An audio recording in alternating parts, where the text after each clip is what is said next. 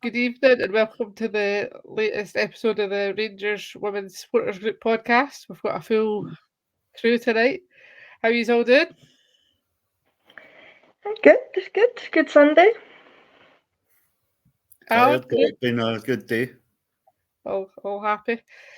Right, so we'll just go straight into today's game then. We obviously played Glasgow City at Petershill Park and we started with Fife and goals. McLaughlin, Medag, Doherty at the back, Arnott, Cornett, McLean, and Hay in midfield, Rachel Rowe the number 10, and Hardy and Hewett up front. Were you surprised by any of that, Alan, or was that kind of what you were expecting?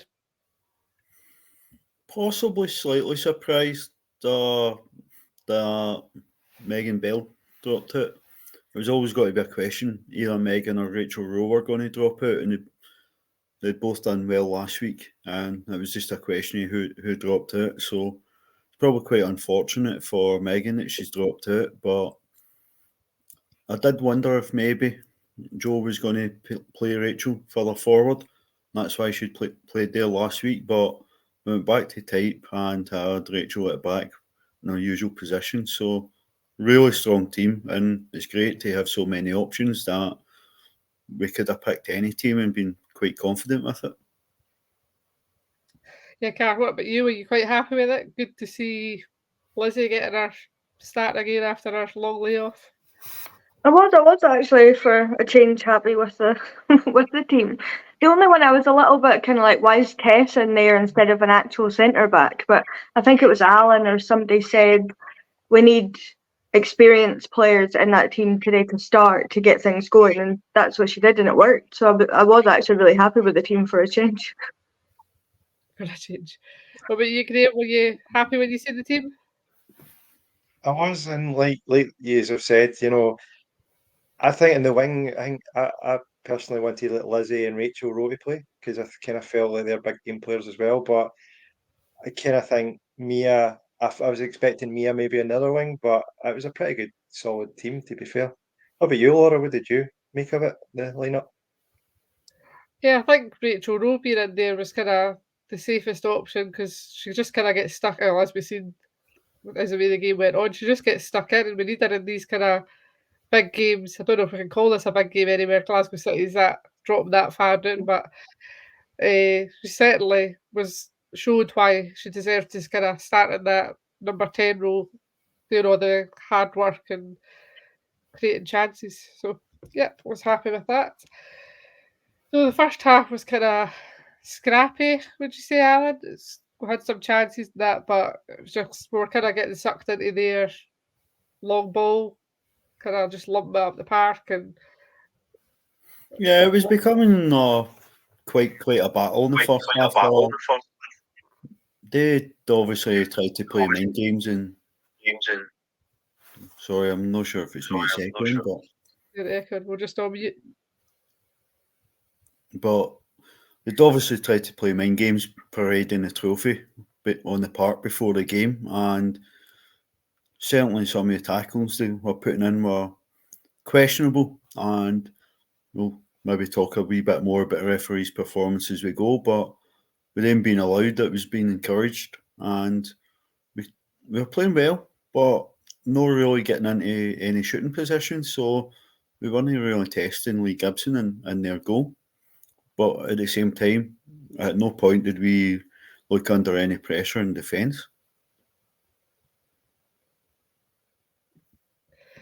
Yeah, Alan's kind of touching on there was a lot of kind of foul play, would you say, for Glasgow City? Their tactics seemed to just be roll about on the ground, go into try and injure them, see what we can do, but no actually have a shot at goal, and it's goals that win games. I mean, I don't really know what their game plan was, to be honest, but it seemed to be just hoof it, and then we got sucked into that, just hoofing it, long balls, and not just playing the way that we can play, which has kind of been what's been happening the last couple of seasons against Glasgow City, that we kind of get sucked into their just hoofing it and keeping it up, but not actually being able to settle down and play. But I mean, pulling Kirsty McLean was running them ragged in the midfield, and all they were doing was pulling her top because they couldn't get near her without pulling her top. But the ref was just letting it happen and wasn't doing anything about it. Rachel Rowe got ran through the back of by, I don't know who it was, one of their players. She jumps up raging about it, and the ref does nothing about it. Just no yellow cards in that game is absolute. It's mental. I don't understand how that happened, but that's what they were doing. It seemed like they came to play to snuff us out rather than play football and try and win the game. That seemed to be their game plan. And it didn't work. And then they're moaning about it after a game, it wasn't a penalty, blah, blah, blah. Well, if you don't try and hit a goal on target, you're not going to score any goals. And they didn't have a shot on target until well into extra time. And that's what happens. And we just absolutely took control of that game. Wasn't a vintage performance from us, but we did what needed to be done. And that's what wins you leagues. Yeah, Graeme, and you'd think with how far Glasgow City are kind of slipping in the league that they would be the ones that were hoping to win the game rather than kind of sitting back and just trying to frustrate us. Well, at the start of the game, they had their title trophy out on display with a wee car as well, and bringing the wee ball. The ball was put in the wee car. Somebody clearly was really great at controlling the wee car. Couldn't even go in a straight line to the referee, and even the referee's like, "Come on," So they started it. I mean, imagine showing your trophy in November. Do you know what I mean? Like, look at us, we're the champions. But they didn't play like champions at all. You would, if you never knew, you wouldn't know they were champions. I don't know they've just slid, as you say, they've slid way back. I mean, 11 points behind now after this. I know they've got a game in hand. I know we were 9 points behind, but it's quite a big ask, even at this stage of the season. Never mind, we did it in April when we had, I don't know, 4 or 5 games to go or something like that. So there's still time for them to pull it back. But at the end of the day, they come out with the mantra, "Look at us, we're the champions.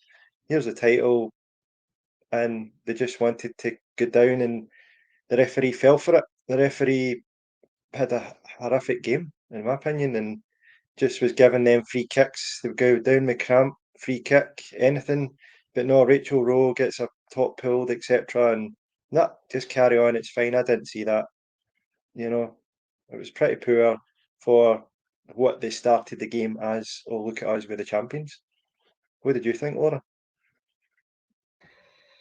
I thought the car and that, the car was quite funny actually, to be honest. If we're taking their title, we're going to take their car as well, to be honest. Just so that we can actually use it for the trophy to go on as we play them as a guard of honour or something. But it was just bizarre, as you say, bringing the trophy when they're third place, like so far behind. Kind of, and anything can happen. They can always kind of get back into it, but the way they're playing and that just seems like for them to parade the trophy. I don't know if they're maybe parading it so that they can say that they actually did win it, because they're probably not going to have it for very much longer. So they may as well enjoy it whilst they can, to be honest.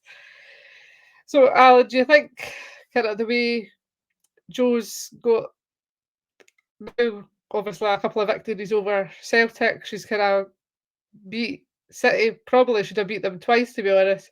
Do you think she's kind of sussed out kind of the way Scottish football goes, or do you think it's like Leanne Ross just hasn't got a clue what she's doing because Glasgow City is kind of going backwards instead of forwards as Glasgow champions? I think Joe's very quickly got a handle on it and probably got a realisation at Rangers you don't play regular games because it's a cup final every time anybody plays Rangers. Possibly a wee bit less obvious in the women's game with varying quality in the league, but I think Joe's really got it sussed out. Very surprised a wee bit with some of her choices today in terms of substitutions or lack of, but I thought we managed the game really, really well. And it's the first time in the last 18 months we've beat either of the big two by a margin of more than one goal. So it's definitely an improvement, or it's a marker. This pushes City that bit further away. And as much as I don't see City clawing that back, the split in the league is obviously going to help any team that's behind, like it did us. It's no universally popular in Scotland, but it worked a treat in the Women's League last year. So there are opportunities. I wouldn't entirely rule anybody out yet, but Joe seems to have enough savvy to know how to win these big games. Yep, Car. So back to the game. Obviously, there was very limited kind of chances in the first half. It was quite scrappy, but then we were just getting to half time. We're like, right, just get back in. And then those three magic words: penalty to Rangers. Upset Rio Hardy. Penalty. Oh, 100%. As much as the ref took a second, looked to the assistant told him it's a penalty, and as much as Leanne Ross wants to moan and bleat about the fact that she doesn't think it's a penalty, it hits her arm, she lifts her arm, it makes contact with her arm in the box, it's a penalty. There's not much more of a clear as day handball in the box you're going to get. And Rio steps up, Lee Gibson, it's Gibson, it's no Alexander anymore, Lee Gibson goes the right way, but Rio's just put it so perfectly into the kind of side net and bottom corner that there's no chance she was getting it. And it was deserved because we'd been knocking on the door and we just hadn't managed to get there. So it's nice that the ref actually gave it and didn't, like most of the other calls, get it wrong. So it's nice that happened if he did need a little bit of assistance from the lino. But we deserved it, and it just made it so much easier going into the second half knowing we were on top and that they would need to come out and try and play some football to potentially win, but they didn't even seem to do that in the second half. Yep, Graeme. So we went in at half time, 1-0 up, fairly comfortable, and then Glasgow City came out, as Cash was saying there. You would think they would have came out kind of fighting, but it was pretty much the same as the first half. They were just playing kind of dirty, just in for tackles. They weren't creating much, and we were fairly in control. Yeah, I mean, it was a very, you don't really see this in big games like this, but it was quite comfortable, from our side. And you didn't feel, it was like watching, Bournemouth last week. You knew, you didn't feel Bournemouth were going to score, and all respect to him. And I didn't feel that, I don't know if anybody felt that Glasgow City were going to score. I mean, yeah, it was like a game of chess at times, but they were using, they were trying I don't know why they kept trying to get down all the time with cramp and stuff like that, as I said earlier on. Just stupid wee things, and players weren't even getting touched at times, and they're just getting down, and you're like, why, you're losing the game. Why are you time wasting? Surely you want to grab the ball, get it up that park and score. But you think that's the champions attitude that you think they would have that we've got. We've definitely got that attitude of just keep going. We saw it at Celtic, we've seen it at other games, the comeback and things like that. Dundee United were 1-0 down. We came back for that, was it 8-1 or something? But we've got that mentality of no, right, we might have get the goal, let's keep going. Glasgow City just seem to be like, I don't know what to do here. We're 1-0 down, what do we do? We'll just get down. Cramp, all sorts of stuff. And the referee bought it. He bought everything they did, and it was just ridiculous, to be honest with you. I don't know what you thought, Laura. Yeah, the ref just typical refereeing performance. They're not very good.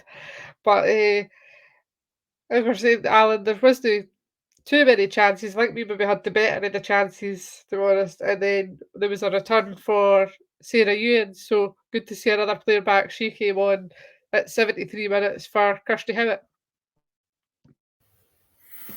Didn't actually realise it was quite as late into the game that we made the change, but it was good to see Sarah was back in the squad. We didn't know what her injury was, but she's came on and she's done an absolute pillar of work up the top of the park. She's chased everything down. She's held the ball up. She's helped bring players into play, and she's shown. It was only her fourth appearance of the season, but she's shown that she can contribute to this team and contribute to the team doing well. But we need to keep her fit, and she seems quite confident that she's fit and there doesn't seem to be anything lingering. It's just after being out so often with so many niggles, we just need to get her fit and playing her run of games. Yeah, Cara, so it was good to see her back, and then there seemed for a change, Joe seemed to be kind of reluctant to make more subs. Like Brogan had her socks down for probably around that kind of 70-minute mark, where that's usually kind of a signal that she's coming off quite soon, but she was still on until the 92nd minute when Jodie McCleary came on. So it was weird to see Joe no making decisions like she usually does, but it did pay off in the end. But slightly concerning, or what do you think?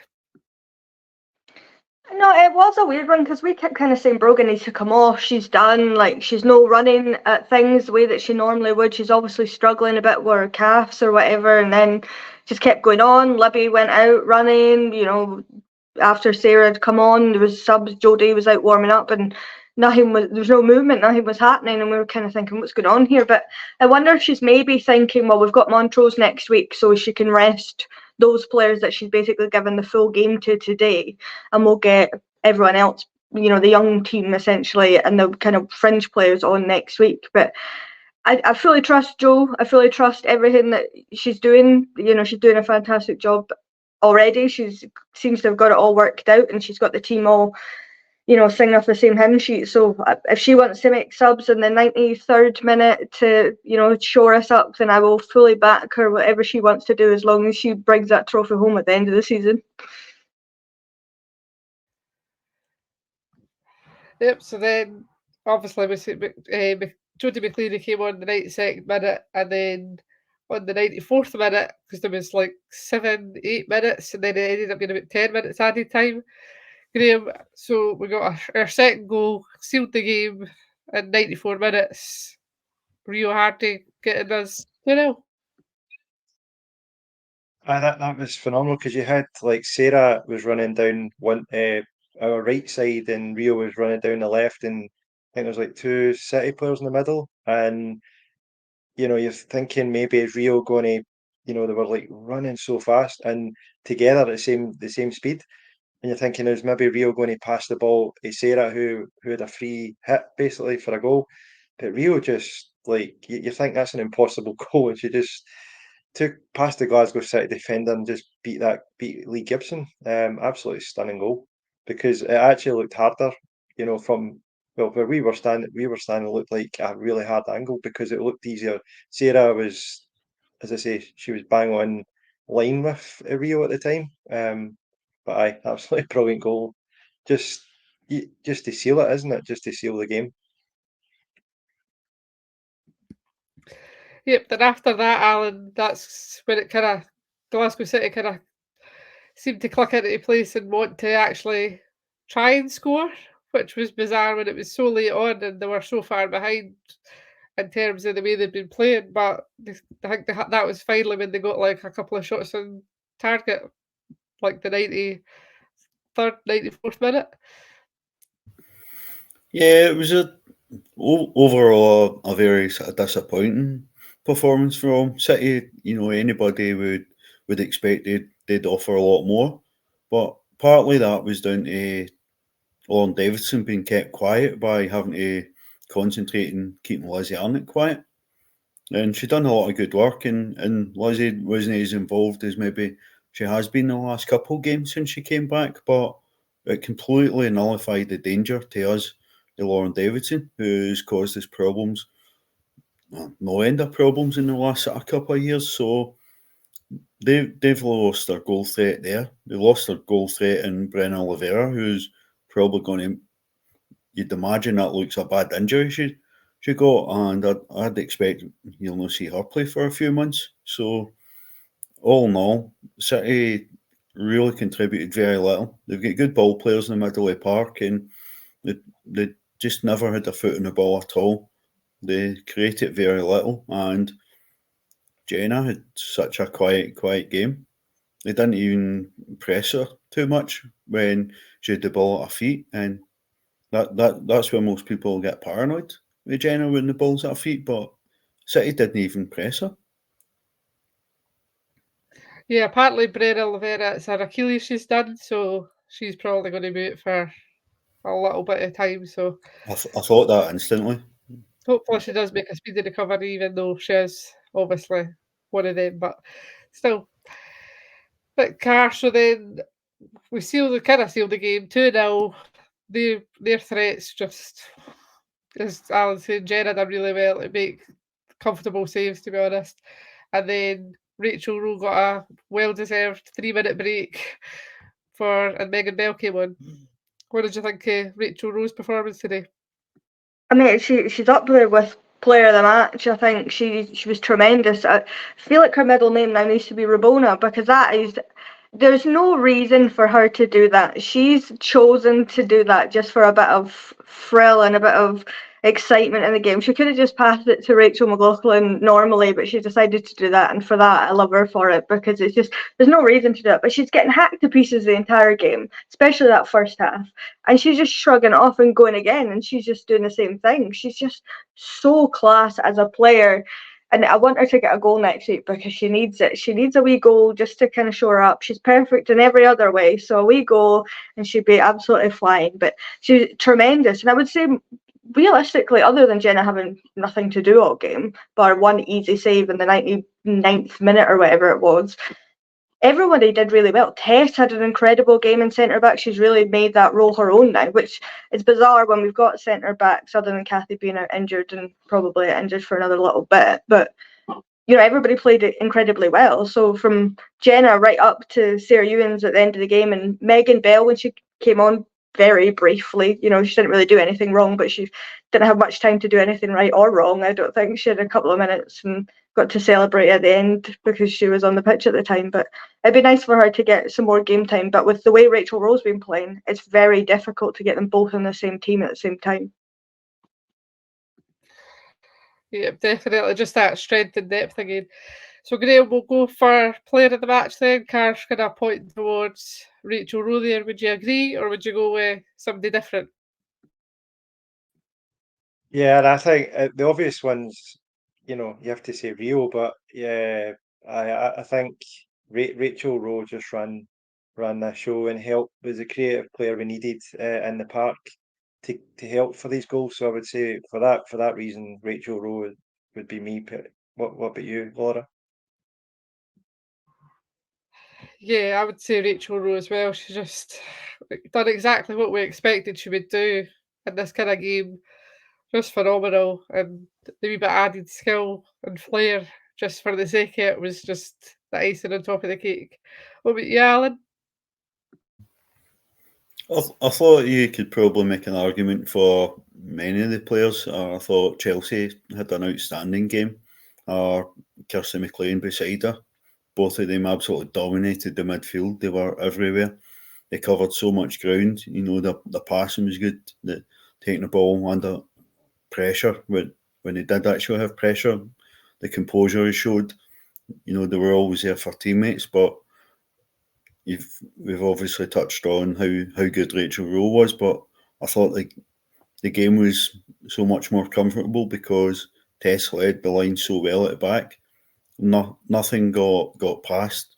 She absolutely dominated at the back, and it gave us a platform to control the game. And I'd lean towards picking Tess as my player of the match.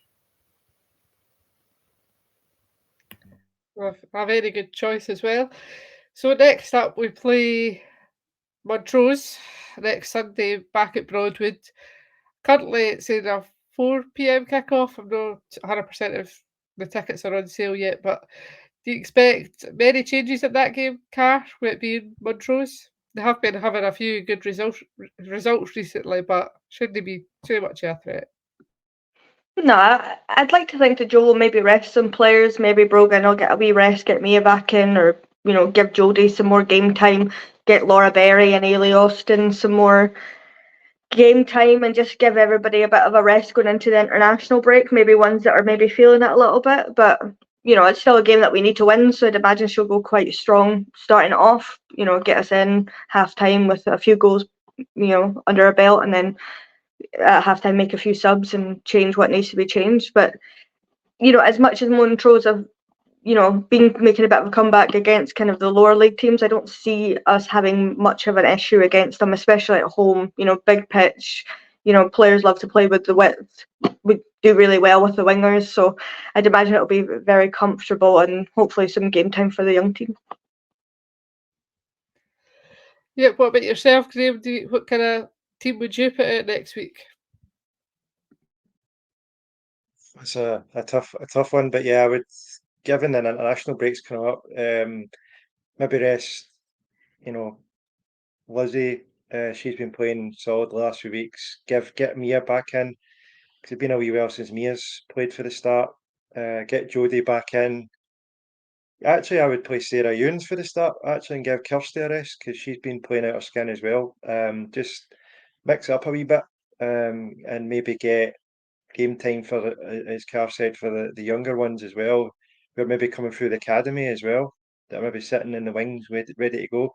It's maybe a good, perfect match, don't want to kind of play the whole young team against Montrose, but it's a perfect opportunity for getting players like Sarah Ewens up to fitness and things like that. Because like seeing her today, she looks a real talent, by the way, and we could have a player on our hands with Sarah, and you want to get her up to speed and get her, because I know there's only 2 games in December, but we've got a big run in January starting on the 7th against Inverness, and what a perfect platform, even if we could get players like Sarah or other ones just a chance to get minutes because as I say, we do have a big run in from January.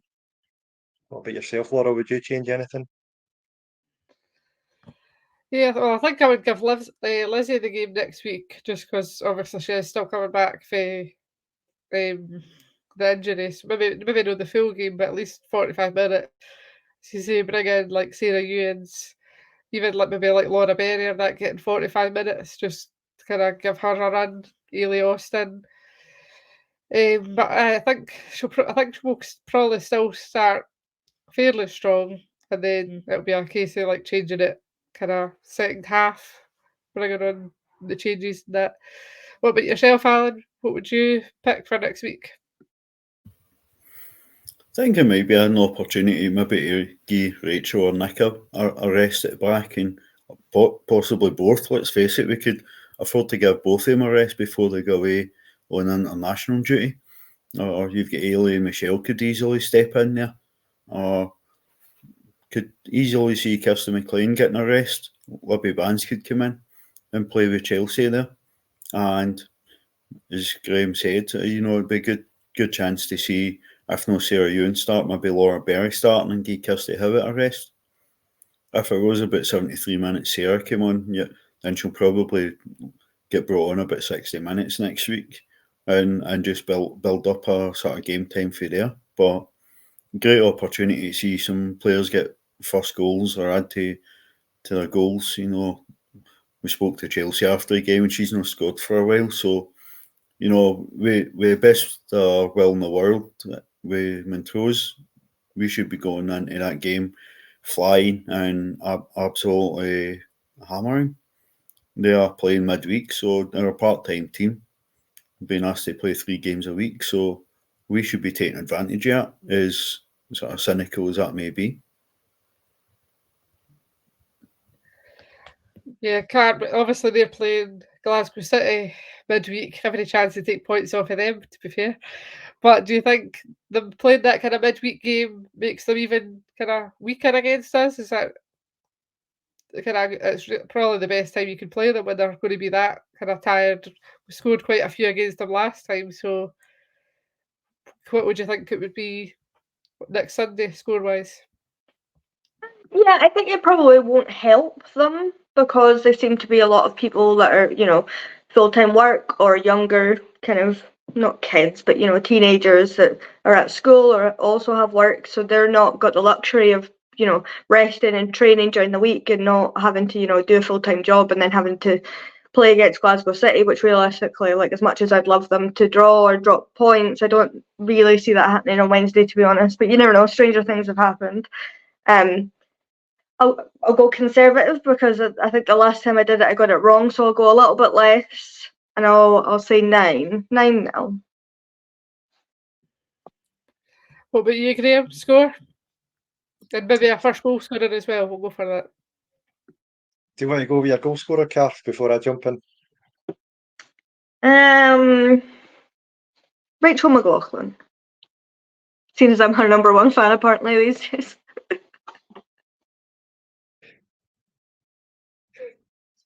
Fair enough. No, before we jump in, I did see a thing through the week that last week, sorry, when the fixture was announced for Glasgow City, that they weren't too happy because exactly everything you said, Car, about being part-time. People finish their work at 5 and they're travelling to Glasgow for an 8 o'clock kickoff. Who came up with that idea and things like that? And their fans aren't too happy as well, travelling through on a Wednesday night down to Glasgow and rush hour traffic and all that. So there is all these added elements, as you say, that doesn't help Montrose as well.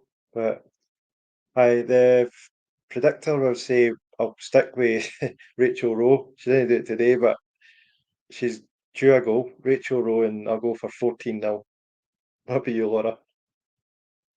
I think I'm a bit more conservative, but a bit more confident than Cash. I'd maybe say 9-0, and probably Rio first goal scorer.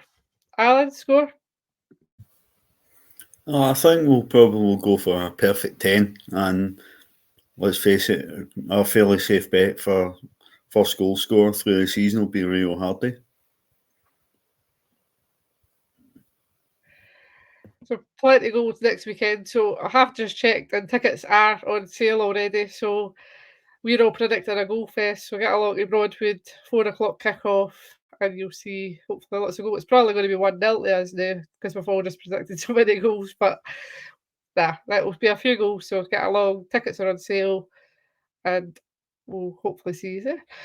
So Alan, do you want to give us a rundown of the loan review for this week? Yeah, so I had a wee look at who played today after we got back for the games. Hamilton obviously suffered another heavy defeat, but Mason Clark played 71 minutes from the start, and Becca Taylor was on the bench but didn't come on. Lucy Inman was on the bench again for Queen's Park, but she's getting still decent experience here, and their team is doing really well. They won 5-0, so keeping a lot of clean sheets. Lucy will have to fight to get in that team. Megan Cunningham was on the bench for Partick, but Jenna Ferguson played 90 minutes at the back. They won 1-0 up at Dundee United, and Summer Laird, again, not being used by Spartans. I'm not sure if she's actually had any league games yet, so slightly disappointing to see that she's no even getting some minutes. Yeah, Kat, it's weird that we're sending players away and they're not getting minutes when obviously the whole purpose of them going away is to get minutes because they're not going to get minutes with us. So can you see, I think quite a few of them were like January loans. So can you see a few getting kind of recalled and maybe trying them somewhere else? Yeah, I think it depends what Joe's plans are, because I think you could see by the ones that she'd already played before, they went out on loan, that the ones she's got kind of high hopes for. But it's a bit disappointed that they've been sent out on loan to play and they're maybe not playing or maybe not getting as much time as they want. But then obviously the club that they're on loan to will realistically pick the best player for that game, and they're not just going to play you purely because you're there on loan. They're going to play their own players first. So maybe the likes of Summer Laird, potentially it would be better for her to come back and then try and go to Hamilton, or Partick, or go to another club that realistically will use them. It'd just be a bit better for their development. But again, it's up to Jo whether she just wants to take them back and then just give them minimal game time with us when we need them in cup games or what have you, and just try from there and see how they get on. But it is a bit disappointing. Obviously, with Queen's Park and Lucy, they're doing so well, they're obviously going to want to play their own goalkeeper, who seems to be keeping a lot of clean sheets. So that's one thing, but it's a bit annoying on our end, watching, and you know how good these players are, and they're going to clubs lower down the table than us, and that they could be doing better, but it's just the way that loans work, unfortunately. Did miss one off the list, obviously. Kayla Jordan at Morrow. She played 90 minutes, and going back to talking about Montrose will be on a bit of a high, getting a late equaliser, taking a point off Motherwell. Nobody seen that one coming, really, to be honest. But they are doing quite well, actually. Graeme, Montrose, I think they're going to be safe to stay up, would you say? The way they're going, they've kind of put a few points on the board already. I think so. I think they're. I mean, I think they've surprised a lot of people because you're kind of wondering, are they? You know, they did really well in the league last year, but then we had the previous year Glasgow Women did the exact same and came up and then struggled and get 0 points and 100 odd goals against. So it's great that a team has came up again this time and they're actually picking up points, and the rate they're going, I think they'll probably be safe. They're not going to pick up points. Well, they might pick up points against Celtic and City. You never know. But realistically, they're probably going to beat the teams round about them. But at the end of the day, I think they're probably one of the safer ones, this year. Which is then hopefully like they can do what Glasgow Women should have done last year, build, on it and then build up for next season and so forth. I just felt last year Glasgow Women came and I think we're all just hoping to at least get a point somewhere. Not against us obviously, but just get 1 point on the board. So at least Montrose are doing themselves proud and they're doing the SWPL 2 proud, even though they're in the first one. But aye, they're flying the flag to show that promoted teams can compete in this league, albeit it's still early in the season, right enough. But I think they'll be I think they'll be all right. Do you think they'll stay up, Laura? Yeah, I think they're probably going to stay up. I think if anything, it could be Hamilton that go down because they really seem to be kind of struggling there. But it's still a lot of football to be played. So we'll wait and see kind of what happens. But I think Montrose have got quite a good setup in that, so I think they'll be fine. Reluctantly, because that's a long trip to go, that we're going to have to go up again compared to just going to Hamilton. But we'll see what happens. A lot of football to be played, as I said. So, Alan, do you want to give us a wee update with the score predictor? The scores on the doors? Yeah, quite a few surprise results this week. Not too many people had a Hibs win yesterday, although we did get 3 correct scores on that. So Montrose getting a point at Motherwell, absolutely nobody had that, and very few people had Aberdeen beating Spartans, which, to be honest, I'm quite surprised at because Spartans have been one of the more disappointing teams in the league this season, and Aberdeen are growing and developing. So, wee bit surprised more people didn't pick Aberdeen winning, but Amanda Bryce was top scorer this week with 20 points. She not only got 2 correct results in other games, but she was also the only player to predict 2-0 to Rangers today. So, well done to Amanda. Well done indeed. We'll need to keep an eye on her scores for the weeks going forward so we can get up the table. She seems to be doing quite well. Car, is there anything else you kind of want to mention with merch or anything?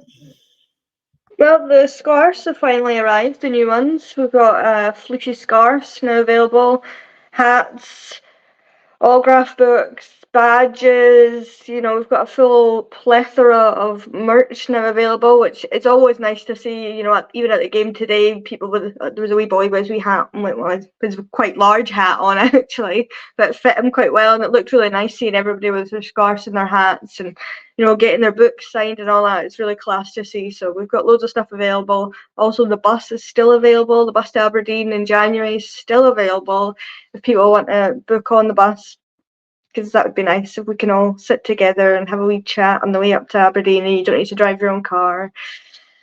I think that's about it though. We've got lots of stuff. Come buy our stuff that we'll have available at the game as well next week, and probably most of the games going forward that me and Laura are both at. Definitely. Yep. You can either get it on the website as well, which we'll post in the description, or obviously come and see us at the game because then you can have a chat and kind of see what lovely people we are in person as well as on here. Graeme, anything else you'd like to mention or bring up? The blog that we started for the RFC club. The next edition will go live, I think, after the Montrose game. So it'll be like the 27th, I think. Whatever the Monday is, the 27th, it'll go live then. So that'll be following on from the last one, which was I think round 12 or 11, I can't remember. So basically, all the fixtures this month, and I'll be on that if you want a wee read to keep you ticking over the international break while you're pining for the domestic football to come back in the 10th of December. We should also mention, actually, just when you're saying that international break, the team should be out, I think, the Scotland squad on Tuesday. So we'll probably have quite a few players away for that. So we were trying to kind of find it for some of the players today, like Kirsty Howitt and that, if she was going, but she was very tight-lipped. But Alan, can you see kind of this? Obviously, Kathy will not be there, but can you see pretty much the same amount of players away again, or any additions? Yeah, I think you'll see the same players called up. We know Kathy's going to be out and hopefully be back after the international break, but I'd expect Kirsty and Chelsea will get called up in addition to Jenna, Nick, Rachel, and Kirsty McLean, and it's brilliant to talk about Kirsty McLean now, seem to be a nailed-on pick for the Scotland squad. So I'd expect the 6 of them will be called up, but just the usuals, sort of Megan, Rachel, away with their countries. I'm not sure if New Zealand have any games in this international break, but then you'll have the young team with the under-19s as well. So great experience for him, and a wee bit of chance, a couple of days off for the players that are not away. So sorry, just to add to that, Alan, New Zealand are in Colombia, so Vic's off to Colombia. Assuming she gets picked because she's not been playing. No, just kidding. She won't be picked. Car, are you kind of in the same boat? Do you think the same kind of amount of players will be away, or do you think there'll be any new additions? I mean, I don't think so. I think really the only one that's kind of touch and go at the moment is maybe Brogan, just because she is just back from injury. I don't know, with the way Scotland are kind of going, we did so well and then we've struggled a wee bit. Whether it'd be worth risking her, maybe she would just say no, but I doubt she would, to be fair. I don't think she'd ever turn down getting to go away with Scotland, but maybe don't risk it, because Kathy went away, didn't really play, and then come back with an injury and is out for a few weeks. So I'd almost prefer that they didn't get picked, the ones that are kind of touch and go at the moment, just so that they can get back to full fitness for after the international break, get more training in with Joe and Jay and that, and then we can start this next block before Christmas and just, go in top, no issues at all. But they'll always appreciate getting taken away with their countries, and they all appreciate playing for their countries, but they're not all playing, and it kind of seems a bit silly sometimes to be called up and not get any minutes, and it must be demoralising for some of them, like Kirsty Howitt, maybe Chelsea, who maybe don't get as much game time as they realistically should with how well they've been doing, over players that play for Glasgow City or play for down south and aren't doing as well as they're doing. It's just a bit nonsense in my opinion, but who am I? I'm not Pedro, I'm not Leanne Ross, I don't pick the teams, so we'll just wait and see who gets called up and see what happens. Yeah, definitely. So that's like a couple of weeks away, but obviously first up has been Montrose. But Cara, I'm just going to stick with you there because I know how buzzing you were for the news and the content of Jane Ross back in training this week, on the pitch, with a ball, running about. How good was it to see her back? What a job Jo Potter is doing. She's got Janie Ross back in training like she's never been away, according to Kirsty McLean after the game today. Is like she's never been away. Just so buzzing. Lizzie's back fit. Jane's back nearly. We've nearly got a full uninjured squad. we're winning, beating City, beating Celtic, just top of the league, no issues at all. It's superb content, and she looks absolutely buzzing. You could see how happy she was when we asked her about it. When are you back? And she's being all coy. Oh, I don't know, soon, hopefully soon. It's so good to see, and hopefully we can got the chance now to bed her in a bit. She doesn't need to come back right away. We're not, needing her desperately. So it's nice that we can give her that opportunity to come back and play a few minutes here or there and get fully back up to speed, so that everybody that's maybe just new to watching the women's team gets to fully appreciate Jane Ross in all her glory, rather than just a half-fit Jane Ross that's just back from injury. Told you she was buzzing.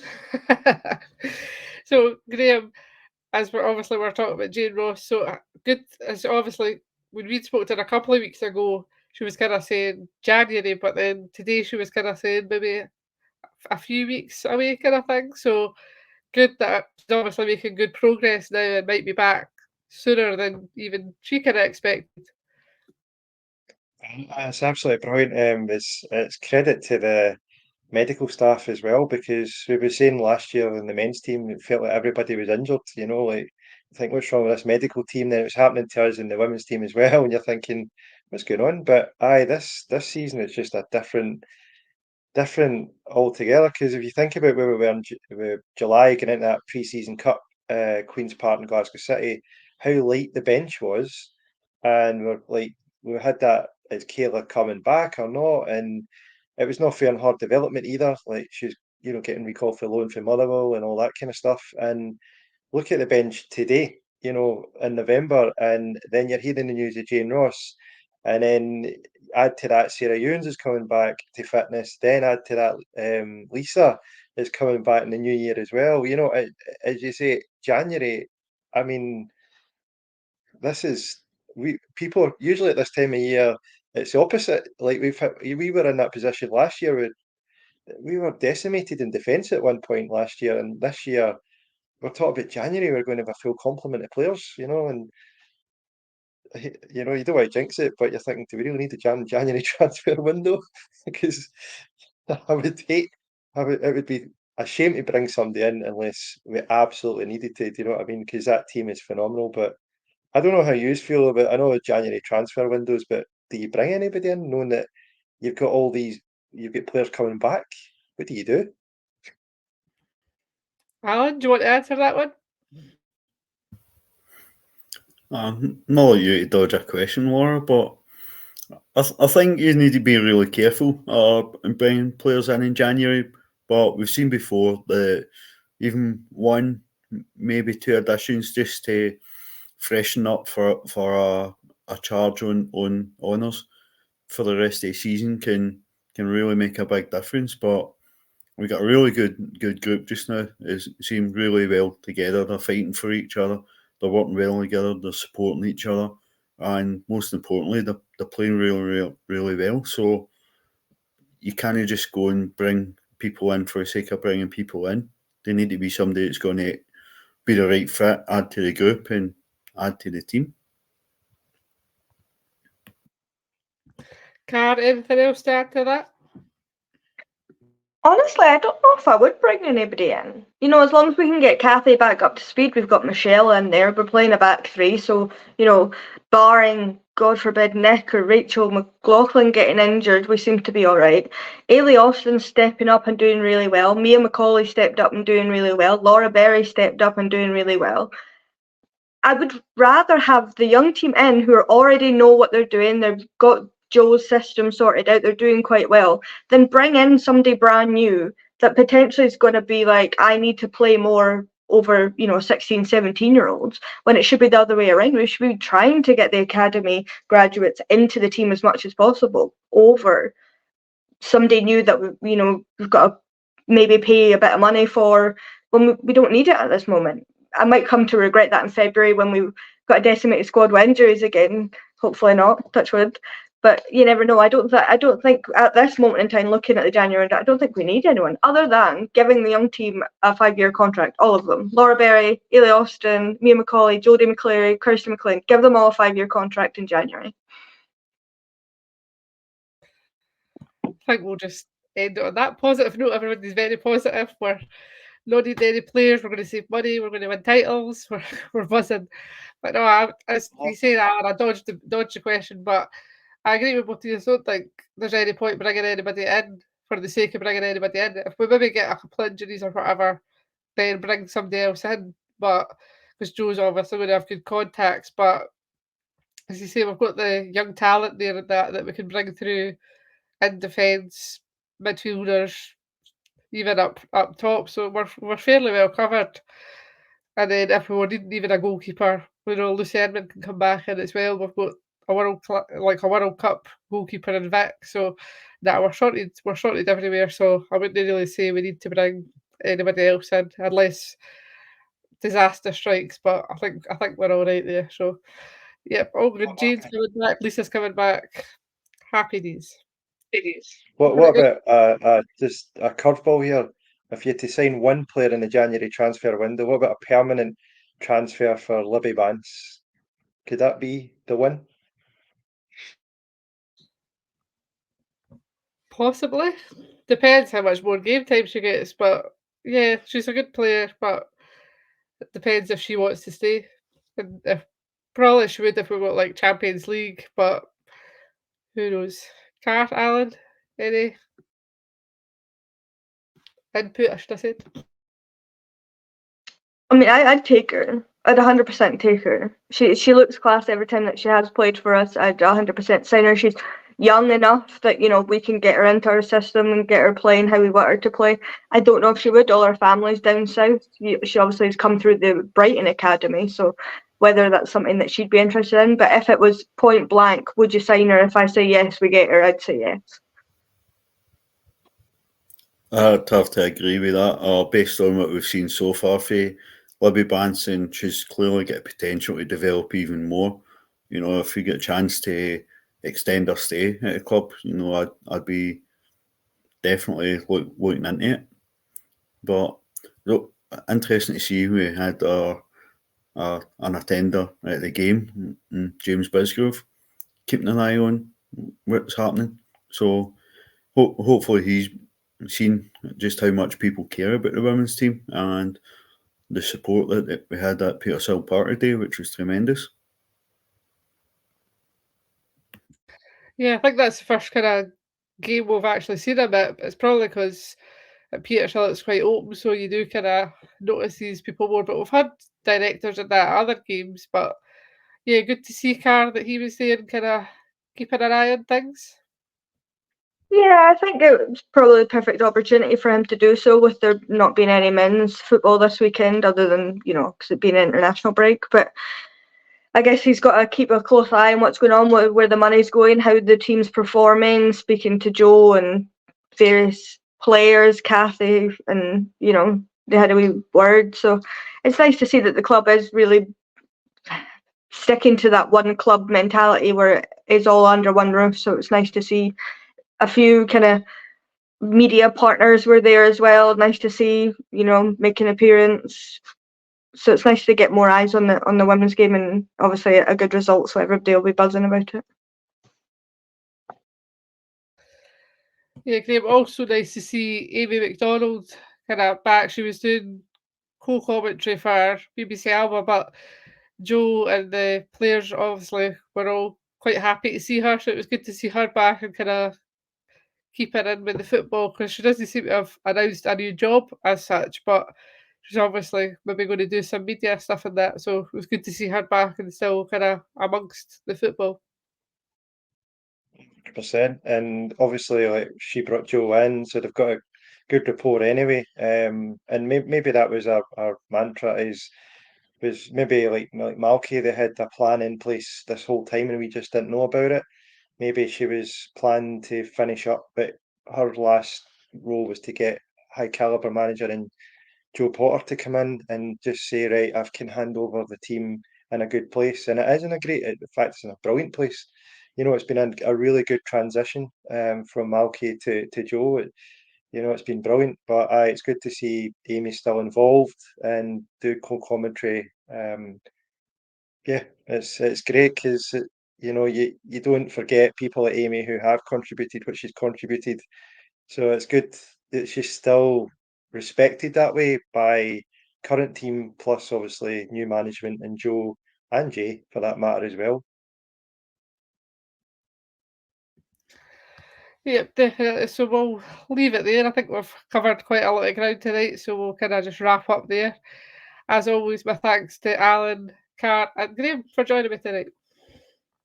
Thank you very much. Thanks, Laura. It's a happy Thanks, Laura. Sunday. Right, we'll see you next week, hopefully, at the game, and enjoy the rest of your weekend.